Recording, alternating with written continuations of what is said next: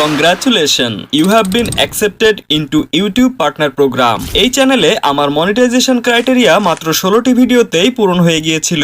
এরপরেই আমি মনিটাইজেশনের জন্য অ্যাপ্লাই করেছিলাম, যেখানে মানুষের মনিটাইজেশন অ্যাপ্রুভ হওয়ার জন্য 1 থেকে 1.5 মাস দেরি হয় কিংবা মনিটাইজেশন রিজেক্টই হয়ে যায়। সেখানে মাত্র 11 ঘন্টাতেই আমার চ্যানেলে মনিটাইজেশন অ্যাপ্রুভ হয়ে গিয়েছিল, যা আপনারা এই মেইলে দেখতে পাচ্ছেন। তাহলে আমি মনিটাইজেশনের জন্য কিভাবে অ্যাপ্লাই করেছিলাম, তাছাড়া সেই ভুলগুলোই বা কি যা করলে আপনার চ্যানেলেও মনিটাইজেশন মাসের পর মাস ডিলে কিংবা রিজেক্টই হয়ে যাবে। এছাড়াও কোন ভুলগুলো করলে আপনার চ্যানেল মনিটাইজ হওয়ার পরেও কোনো ইনকাম করতে পারবেন না, এই সব কিছুর পাশাপাশি আজকের ভিডিওতে মনিটাইজেশনে অ্যাপ্লাই করার 100% সঠিক উপায় দেখাতে যাচ্ছি। তাই ভিডিওটি মনোযোগ দিয়ে শেষ পর্যন্ত দেখতে থাকুন।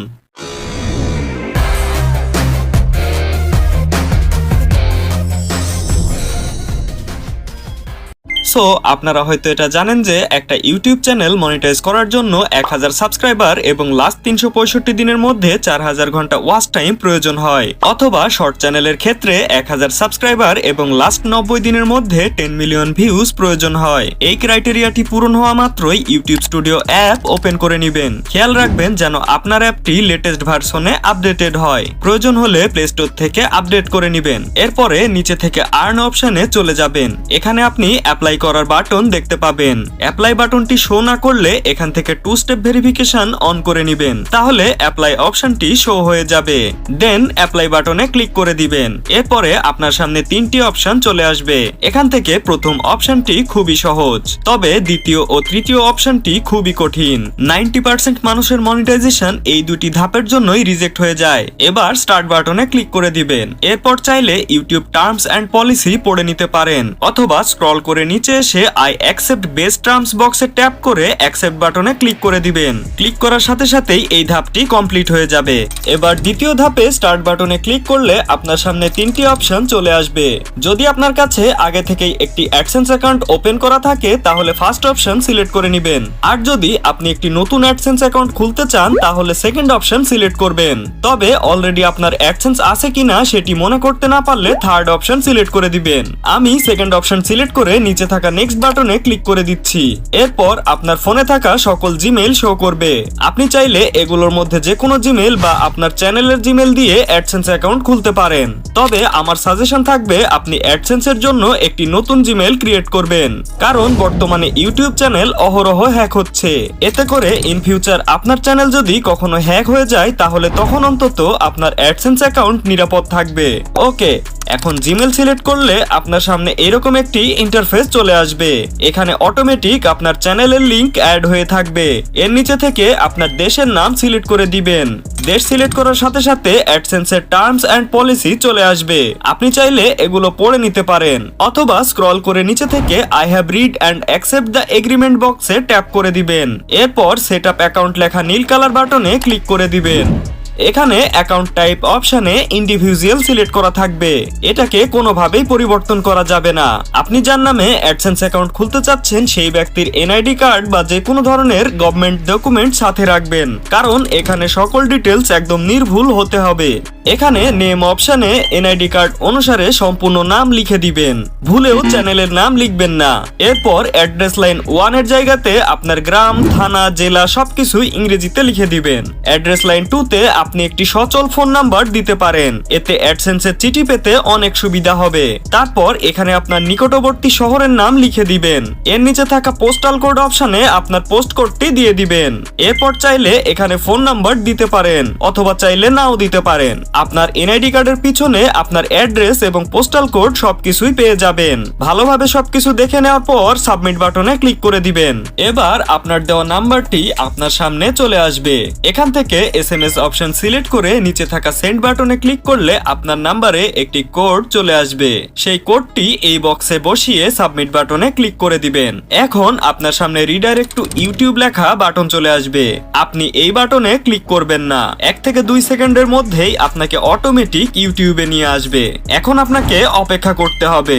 ইউটিউবের তথ্য অনুযায়ী এই ধাপ সম্পূর্ণ হতে কয়েকদিন সময় লাগতে পারে, তবে কিছু ক্ষেত্রে এটি 2 থেকে 3 সপ্তাহ পর্যন্ত সময় নিতে পারে।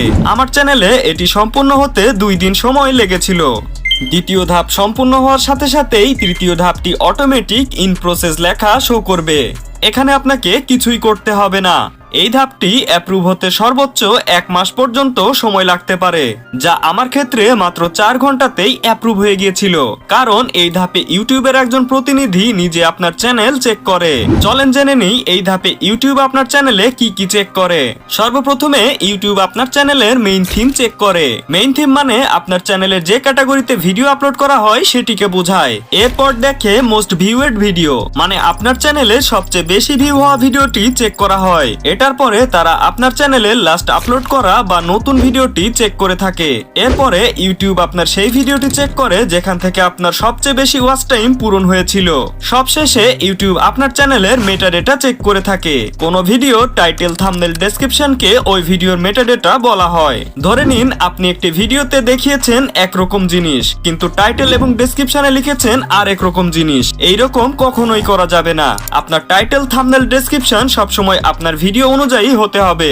এখন আমরা জানবো কি কি ভুল করলে মনিটাইজেশন রিজেক্ট হয়ে যায়। কখনো যদি আপনি কারো ভিডিও বা থাম্বনেল বা কোনো কিছু কপি করে থাকেন, তাহলে সেগুলো মনিটাইজেশনে অ্যাপ্লাই করার আগেই পরিবর্তন করে ফেলবেন।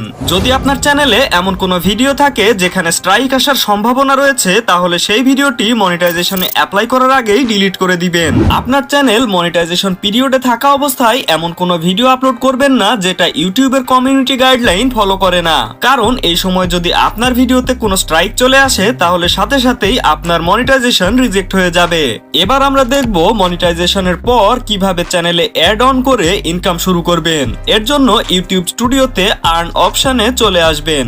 এখানে একটি গেট স্টার্টেড নামে বাটন দেখতে পাবেন। এই বাটনে ক্লিক করলে এইরকম একটি ইন্টারফেস চলে আসবে। এখানে টার্ন অন বাটনে ক্লিক করলে টার্মস এন্ড পলিসি চলে আসবে।